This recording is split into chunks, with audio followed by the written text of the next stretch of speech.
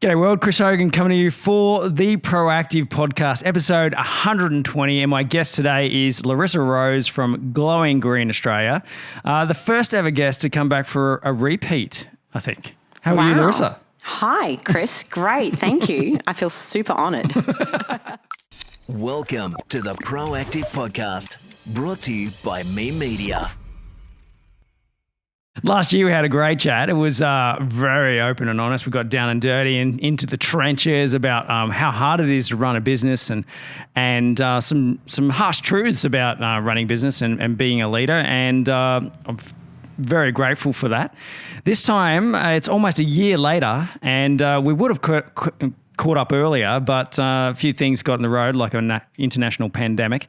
But you're also world famous, other than being world famous for being the founder and CEO of Glowing Green Australia. What are you world famous for? You recently won an award, I understand. I have also been known as a biofuel queen too on a world platform also. Beautiful. But yes, the latest awards was really awesome. That was the Gold Coast Women of the Year Awards, and I was the finalist and winner for the Mentors category, which was all around mentorship work and engagement work that company Glowing Green Australia has been doing, but was more so specifically my role as an independent person here on the Gold Coast. Amazing. And just to clarify, that's an unpaid gig.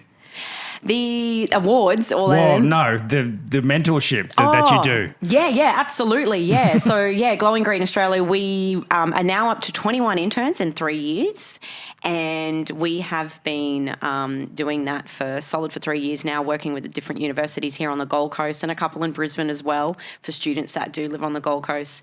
Just taking them on, it's all around building leaders of the future. That sits with our duty of care that we feel like we need to do to build the sector to be how we want it to be, but also make sure we've got some amazing humans who are growing and leading that sector in the future. So that's green energy sustainability sector that you're specifically talking about?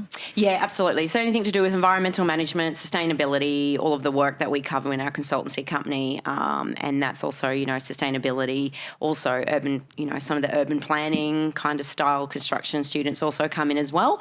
So anything to do with environment pretty much. Fantastic. And do you see that, how's that industry going at the moment? Is it growing? Is it like the interest, from town planners, growing because obviously we need to become greener and start to maybe protect our planet rather than, pillage it?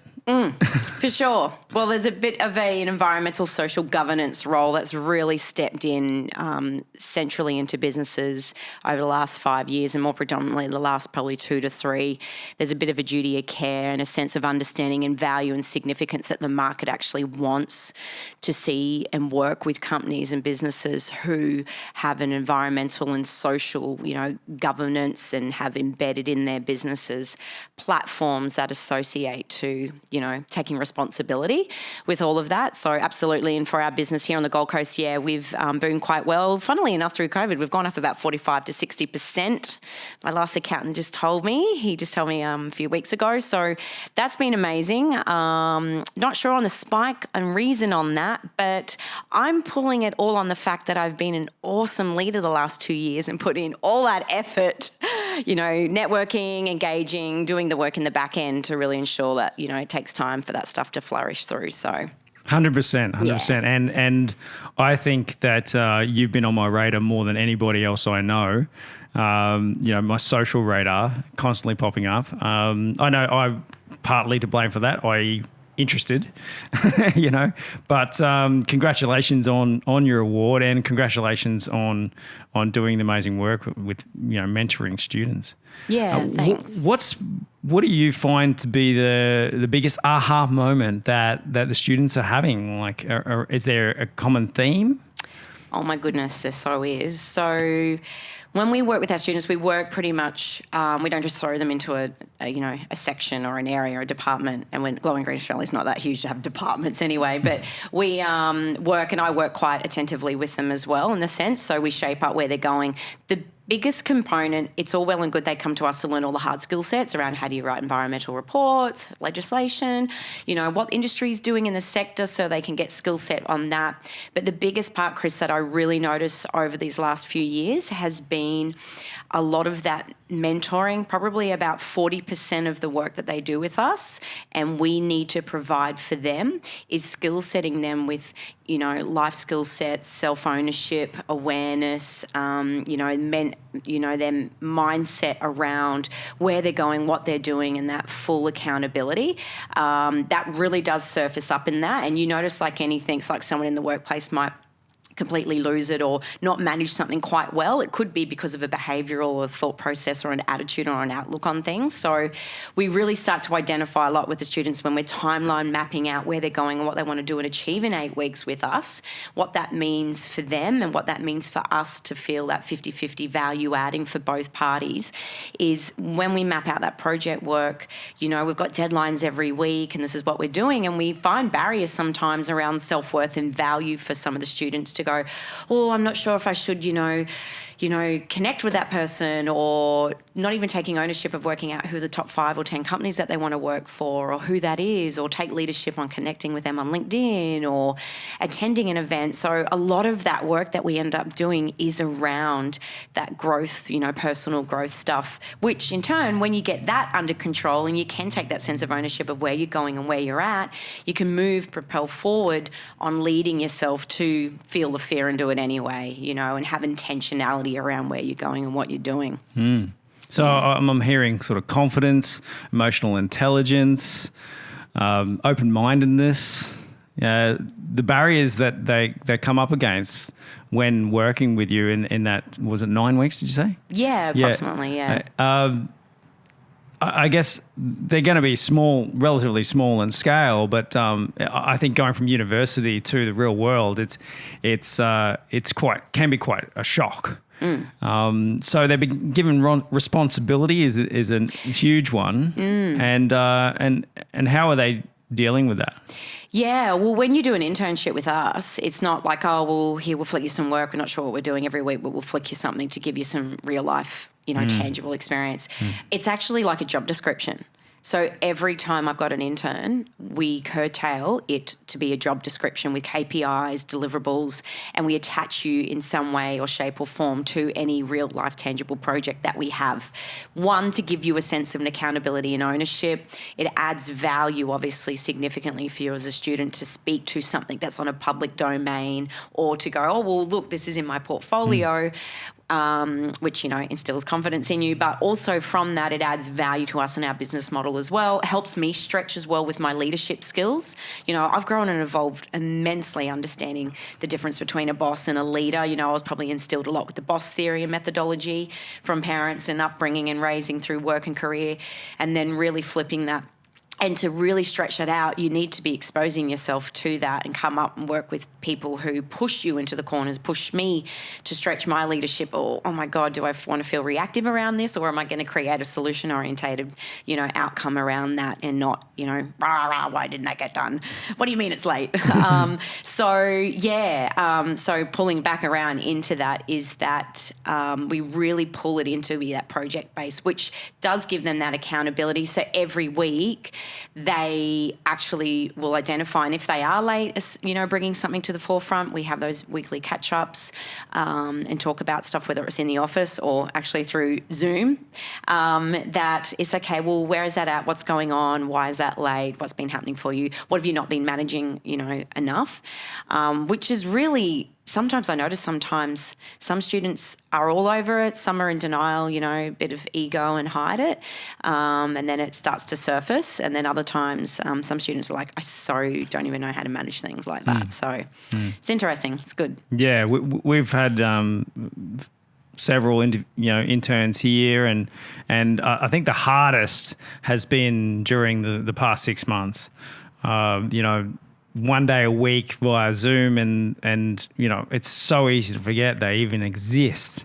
I have to say it's been my worst effort, this last 6 months with internships, and then having to be a mental health, sort of coach as well. It's been a difficult time, being separated from people. So hat off to you. Are you, so I can see that, being, in the trenches and actually being a leader, there's always that thing where we can always learn things, but we don't really learn them as well until we teach them. They become embedded in our fibers. So have you been, I guess, pulled like by any training, or leadership training or anything like that, or is it mostly pushed from, I guess the being in that situation that you're being forced to lead? Yeah, it's interesting because, obviously being a parent, it kind of initiates that in you, isn't it? Around that, leadership and behaviour that you model will be replicated subconsciously. Yeah. So you've so got to be conscious of all those things you're doing. Yeah, my 15-year-old's teaching me that very well at the moment. I was like, oh, ouch, I can so hear myself. Dang, I better fix that up. How can I remodel that behaviour quickly? Yeah, can we press rewind and go again? And that, I think for me it's probably 50-50 coupled, understanding, having a conviction within myself and a duty of care to feel like there's a role and an importance for us to build this industry and sector in, obviously, an environment, sustainability, which I'm sitting in, and, cleaner bioeconomy, to build the leaders, instill confidence in them and, drive that female leadership as well, because I've stood in many male, masculine, heavy orientated sectors and roles within my industry, which have, challenged me as well with self-esteem. So, that has been, a key part of why I've been wanting to do it. But it's been a bit of both, having the students is really curtailed and got it quite specific around, there does need to be more leadership, Larissa. I need to level up and step up. And then, the other pressure on that has been my own personal growth and understanding around, learning from children. And I've got teenagers as well. So you learn when you see it. You're like, oh, ouch, I probably could have shifted that behaviour I taught them when I was 3. And then, that personal component as well. So I think there's a bit of both on that, coming from the physical part of having the students and then my own self, ownership as well, that I want to level up and I want to be the best version I need to do and I need to put time in to do that.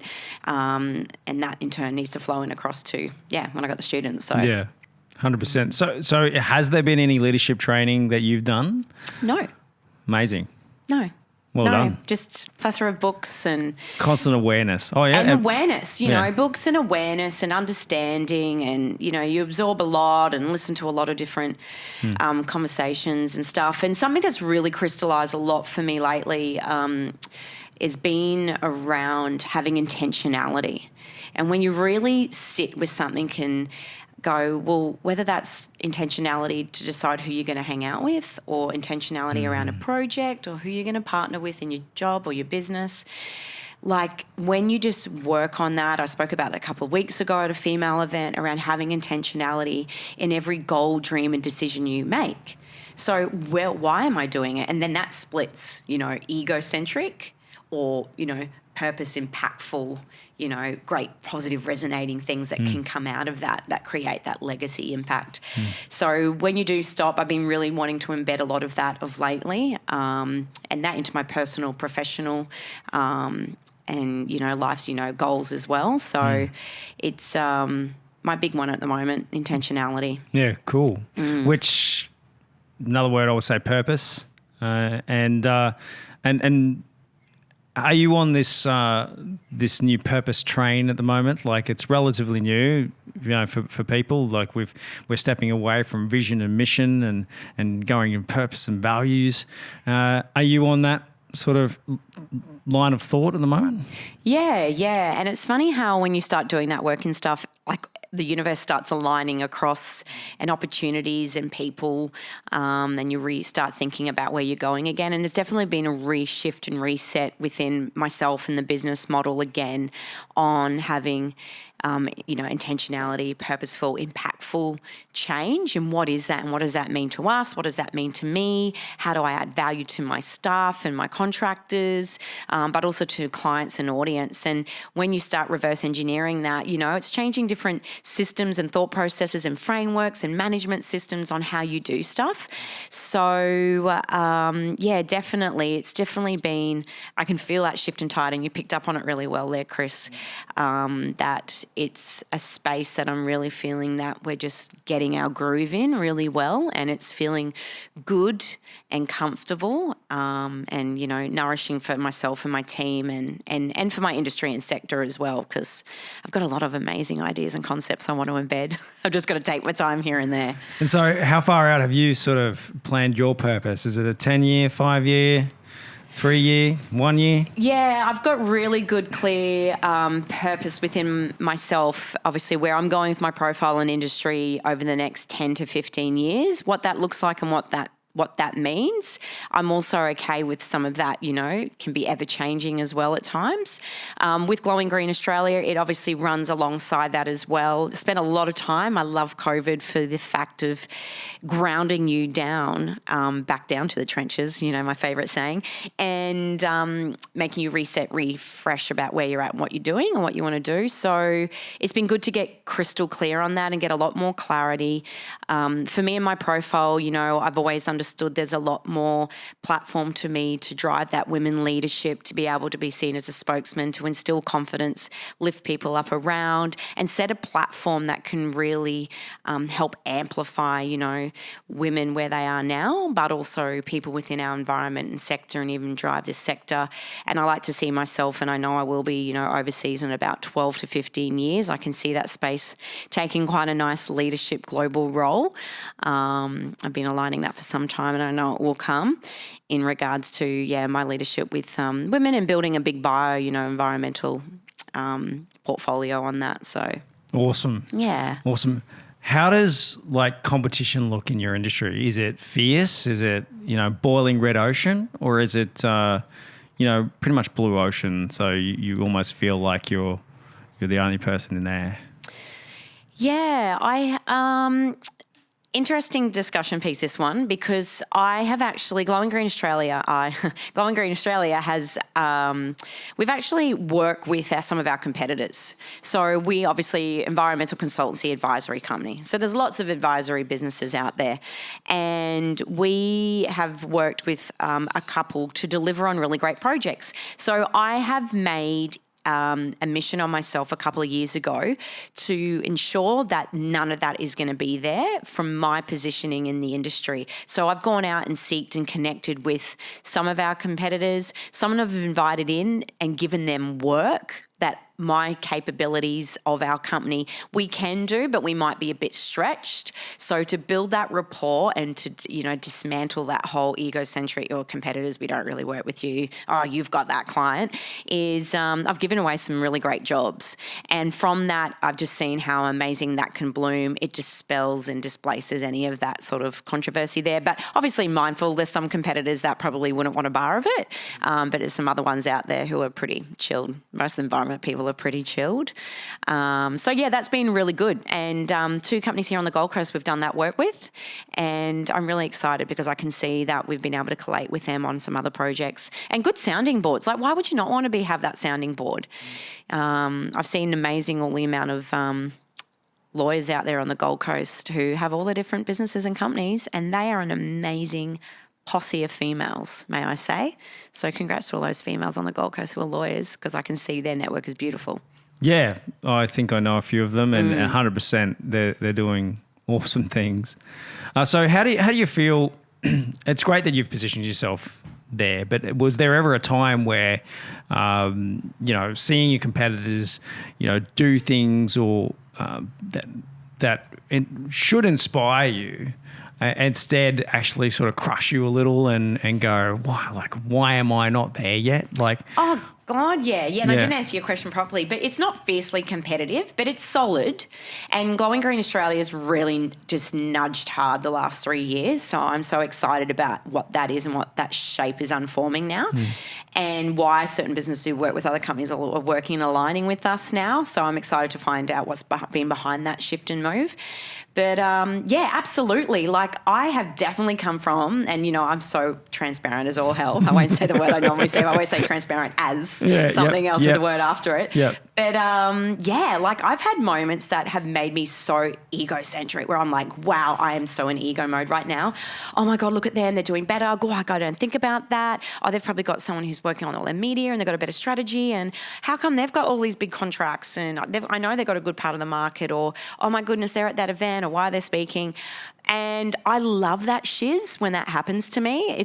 I've got it in check a lot more, I reckon, the last 2 years, but it's still there, and I'm glad it's still there. And I'm happy for it to operate at like a 20% radar, because it triggers and drives me to be accountable as all hell, take ownership, not be complacent, and go, okay, well, how can I level up even more to create even a better version of Glowing Green Australia or myself or whatever? So I'm all for it, as long as you kind of got it in a check and it's not making you feel shitty and resentful and, like one of those like, oh, that person always complains and whinges and says bad stuff about other people in the same industry. Like, no room for that. Well, it's easy to fall into that trap. It's easy to have one of those bad days and do that negative self-talk. And the positive self-talk in my life has become one of the most important things that I need to do, especially when I'm teaching people to develop their purpose and their values, and how I see people that want to grow to there, but that just got that, erring on that slight side of doubt, but purpose can actually help bring them out of that straight away. It's like, and gratefulness, gratitude. Yeah. Big one. And what do you think? I'm going to throw a question to you in this sense, because it's a healthy thing to do, isn't it, on a podcast, is another big thing I really believe in, which I do a lot with those interns, is emotive connectivity to your goals. Yeah. So emotive connectivity to, what you want your business to look like. What is that? The potential clients. I feel like that is a really great, sitting down and getting emotively connected to your goals and your visions and where you're going and where you're at, because it's actually the key driver that amplifies you to get where you want to get to. So it's interesting if you kind of find that work coming through with all your clients and what you're doing when you're trying to anchor them into, dig deep and get that purposeful space. Do you do a lot with that? Like, do you see that emotiveness come through sometimes? So the ultimate goal in marketing is to be emotionally connected to your audience. Like, if they can have an emotional response to the marketing that you put out, you're winning, right? So it's very hard to measure that. How do you measure that in terms of a KPI, like a comment or whatnot? Very difficult. But maybe it's like the watch time, like the amount of time that they watched a video, they watched it all the way to the end, like you had them. Maybe it's just some simple comments. Wow, that was amazing. This is hilarious. Shares. If somebody really likes something, like they're in love with it, or they're laughing, or it's like, wow, that's a decent wake-up call, I'm going to share that. Then 100%, you're winning in that aspect. In terms of being emotionally connected, I love like writing strategies for clients. It's one of my favorite things to do, and delivering that purpose to them after they've sort of told me how they want things to roll out. Then I go and say, well, here's what I heard. And here's your 10-year purpose. Here's your 10-year goal. And oftentimes it's something along the lines of to be the most inspiring, or be the most valued, or reputable, But then it's like as measured by. And and when you go as measured by, it's like, well, what are those measurements? Is it actually like numbers? Is it figures? No, it's not. It's like it was measured by our social impact that we made, or it was measured by we had zero loss of life, or, mental health. We supported, our entire team, through tough times. One of my clients actually, about just a month before we started working with them, they had a suicide on site, and off-site actually, and it was one of the most, I was proper shocked. It's the first time I'd actually dealt with a client that had a suicide internally, and so, mental health became a huge thing. You can see I'm a huge advocate for it with Livin'. Yeah. And so they already had a mental health program, but, clearly they wanted it to be better. They were so driven by that. And so everything became about, you know what, it's safety first. Safety first. Get home to your family and stuff like that. I don't know if that answers your question. Might have gone on a tangent. I think for everyone, it's around rewriting the metric values, how we've attached things to metrics. Metrics now have such a different narrative. When you were saying that, it was around, well, what are you investing in for non-for-profits, or how many partnerships and sort of legacy platforms and networks or opportunities or grants or leadership programs or something that you want to do over that 10 years with your business model. That is measured by, as you were saying, because I was thinking of you looking at a piece of paper and you've got measured by. That last thing is always some sort of numerical metric. We got, 10,000 likes on Instagram. Yeah. We want to be at, 1 million by here. But at the end of the day, I see that has completely flipped now. And those metrics are really written in the sense of, impactful, purposeful change, and then you're really, really super specific on that at a micro level. What is that, and what does that mean? What does that mean in our local community? What does that mean nationally? What does that mean? What can we attach to on a global level? What can we attach that to socially, environmentally? How have we created economic impact as well? So so exciting, that stuff. Mapping that out. I can see how you get excited about that. Oh, because you've, I guess, being an empath, I've had to manage that. That's been an interesting one. But, being empathetic, when I'm actually developing a purpose and goals for clients, I have to actually really embed myself into their psyche. And so that, as measured by, it's how will that actually make you feel?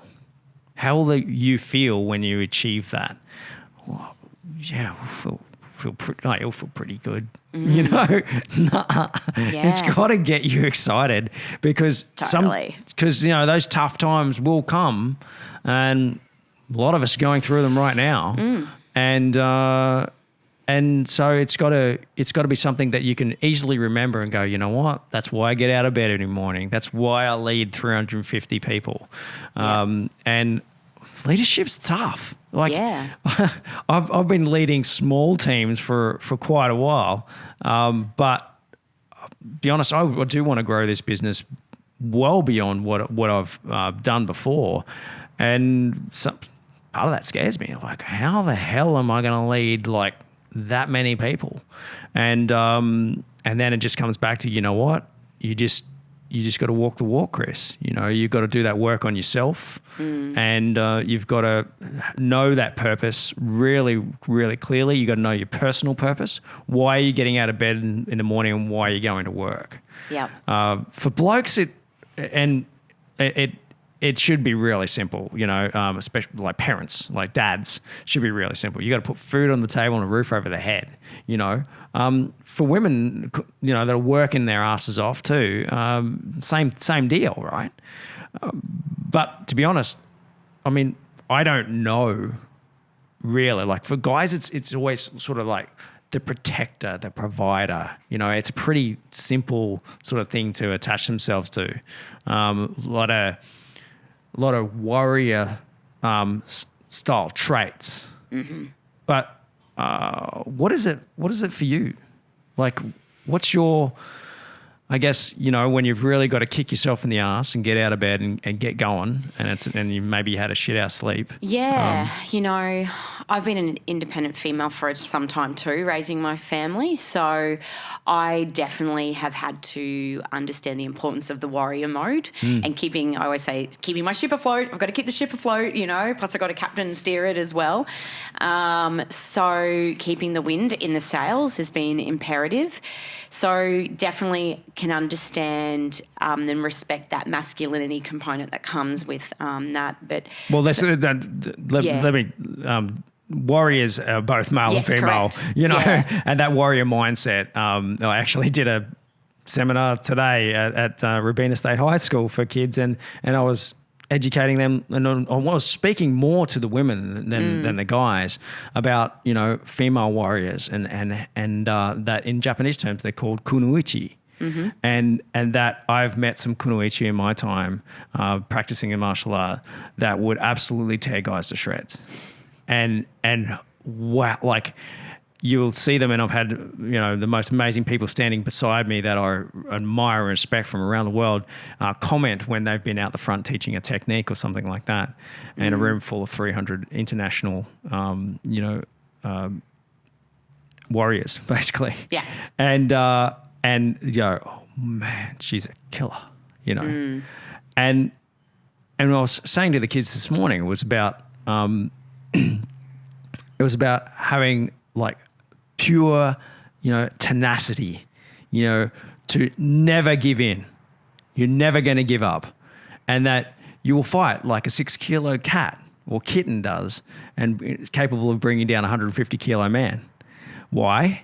Because they use everything at their disposal, everything, every tool, and they never give up. So I mean, that's what I see in you. You were a kunoichi, you know, and hat off to you, you know, especially being thrown into that situation, being a sole breadwinner. I think probably gave you a bit of an uppercut, and you know. It was a good universe slap here and there, and then the words that resonate with me on that is obviously conviction. You know, the conviction to know that I will do whatever I need to be doing to get where I need to get to. And I've had my business now for 10 years, and the exponential growth that has occurred in the 4 that I took that leadership on my own as an independent parent when I separated has been the best thing ever for me, because I did get a good universe slap and it made me step up and take accountability and take this ship going green Australia to get it to where I needed to get to. And there was a conviction in that because I needed to, you know, you needed to provide, I needed to, you know, keep the cogs moving. And then from there, you know, as the cogs got to still move a little bit more, it's like, okay, I can breathe a little bit more now. And then on top of that, okay, well, what do I resonate with this business, and where am I going?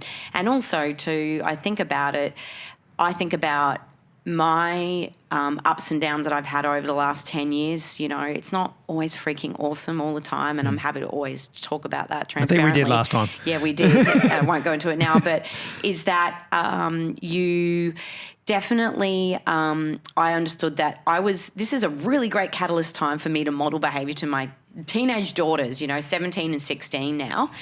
And that was hands down for me. I feel like the conviction was driven even more because it was an opportunity to showcase what I could do as a mum through some really, you know, hunky-dory times. 100%. 100%. Oh, how have you gone on like risk-taking? You know, right now I feel like we are a proper crossroads. You know, in the economy, in most people in business. You know, we've had the government do some amazing things for us over the past almost 6 months, and now it's time for a lot of that funding to sort of slip away, and that support, and get back to you know, I guess get out of the bubble economy that we've been in, and get back to serious business. Where are you at, like on taking risks? Are you going to, like, your purpose hasn't changed, your goals haven't changed, and is there any extra things that you might have to undertake in order to reach those goals, or high road, low road. How do you go with taking risks? Yeah, I've done a few hunky-dory risks again over the last 5 years. One of them was like, oh, ouch, that really got me well. It was either run the gauntlet and just going to go for it and give it a whirl. And okay, I did it as hard as I could. It might not have worked out as well and efficiently as I did, but epic learning lessons from that one. And that was probably around better planning for me. I had to level up with my planning skills on a couple of things. But yeah, I'm really, we're in a phase right now that, looking for a new office space. I've got all these amazing interns who want to work with us now, and I got opportunities to do some, part-time roles. So for me, it's a little bit like, eek, kind of feeling like, oh my goodness, that's really big shiz to do because that means, got to ensure stabilized reoccurring income stream and all of that, and your business model. So I was like, okay, cool, break it down. Let's get really real about it, Larissa. Got my head in my numbers way better this year. Full ownership, I'm talking full-fledged with my accountant, me being super disciplined, looking in them, accountability every week to put my numbers inside my zero, understand what's going on, trajectory goals, planning out with Excels, and really methodical version to build a framework in methodology in my head now to go, well, this is the actual and this is the trajectory. So now I'm like, well, now I'm not just puffing, thinking in grey clouds and air. I'm actually transparent. I know exactly the capabilities of that. Is that possible now? Which takes that fear that sits inside and around risk and goes, okay, I'm still feeling a little bit of the fear and the risk around that. There's always going to be that, but feel the fear and do it anyway, Larissa, that amazing book by Susan Jeffers. If you haven't read it before, please read it and jump and do it. So I'm doing that now with looking new office space, commercial office space, and then also doing that with, taking on a couple of new staff to level up to get the business where it needs to get to. Because I'm in that spot where I was like, you can only do so much, Larissa, and for you to get where you need to get to, you're going to have to jump. So I just needed to disable some of the things which were sat around money. So if that was becoming a little bit of a barrier in my decision, oh, no, well, get in there and sort it out, eliminate it, as best as you can. Process of elimination, really, isn't it? And then move forward. So growth is hard. Growth is hard, no doubt. Yeah. And we're definitely going through a stage of growth now that it's got me a little bit, on edge. Yeah. Yeah, and I'm 100% on board with knowing your numbers far out. It does help a lot, and does stop that 3 a.m. wake up anxiety breath, it's a little. So funny that you're going into an office when lots of people are actually probably never going to return to office life again. Have you thought about staying remote? Yeah, so we pulled away from our office, and then we've been all remote. So it's been easy. It's been easy is what we've found it could be. That doesn't really make sense, but it's been easy comparative to other business models for us because we've been quite used to working remote desktop. Environmental consultants and environmentalists are quite used to doing desktop analysis work and working remote.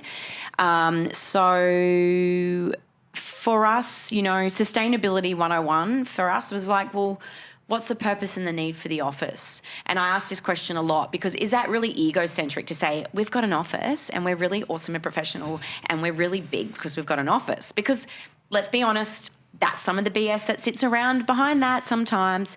And but at the same time, connectivity with staff and working on things and having stakeholders and partnerships. And we do a lot of community work and have a lot of partnerships, and we, co-sponsor and found a lot of other groups and stuff. So I've missed that gap there on that. That's a bit displaced. So going to keep something super duper simple, not over the top, but I wanted to ensure that it was about a necessity. It wasn't just, oh, well, we've got an office, so we're really cool. Cool. Yeah. Question I asked off camera before we started was people or company owners and companies, organisations wanting to become more sustainable, wanting to become more green. What's some of the things that they, the easiest things that they can start doing in order to do that? And how do they and how do they measure it? Okay, first thing that we do when we work with businesses is kind of pull apart your market, your audience, your customers, your clients, but also your supply chain. So the input that comes in. What is that? What does that look like depending on products and services you offer? So obviously with hotel chains and restaurants and, hospitality industry, I should say, not hotel chains. I wish I was doing hotel chains, by the way, is that they might look at all the food, the products that are coming in. So for them to want to take Sustainability 101 and do a whole, we're going to revise, what is that and what does that mean to us? And we need to look at what's going in. It's doing all of that auditing. So they all have to become vegan and it's all fine, right? Yeah, well, to some degree, but don't get your salad bag in full 100% non-compostable plastic bags, though, please, because that's just a contradiction on its own. No. It all comes wrapped in banana leaves. Yeah. On polystyrene chains. Yeah. Trays. Yeah. We're living in the Torres Strait Islanders. It comes in wrapped banana leaves. But, so easy steps, really practical ones. Do an assessment of your supply chain, because it's tricky because it depends on the type of business you've got and sector that you're in, how goods and services might come and delivered to your office, but also what are you doing internally within your business model? What products are you consuming? Could you start using different types of paper or products that you then in turn can talk, I guess, from a sort of more metric value. You decided to go with this company now who's a much more socially conscious company. B corporations, which is kind of like this buzzword, but to break it down, working with companies who are very socially conscious around their impact and ethos. So you could support and align to different kind of non-for-profits or programs that have got that B Corp level. More basically organisations that have a purpose beyond profit, basically. Yes, absolutely. You nailed it. But sorry, that's one of my things. Yeah, that's I keep like an repeating. External add-on, but let's be real about it. You can attach yourself to, donating to wells or doing all these external things, but at the end of the day, actual purpose and impact sits with you, the core. Then it goes outward. So you need to get the internals sorted and clean first. So take an audit, oversee your water, waste and energy, oversee your supply chain, what products you're using, how things are done and wrapped, packaging, how your staff come in. Like at my other office, you would not be able to walk into our office with a single-use cup. Like that is just not on. Like just social responsibility, but you need to drive that leadership in your staff and not make it that it's like, well, this is the protocol and this is what we do. There's a sense of why and the accountability and the ownership. And if you want to lead and work with our business and our company, these are our ethics. This is our ethos. This is what we align to. And no, we can't be seen with you guys loitering around with your single-use cups.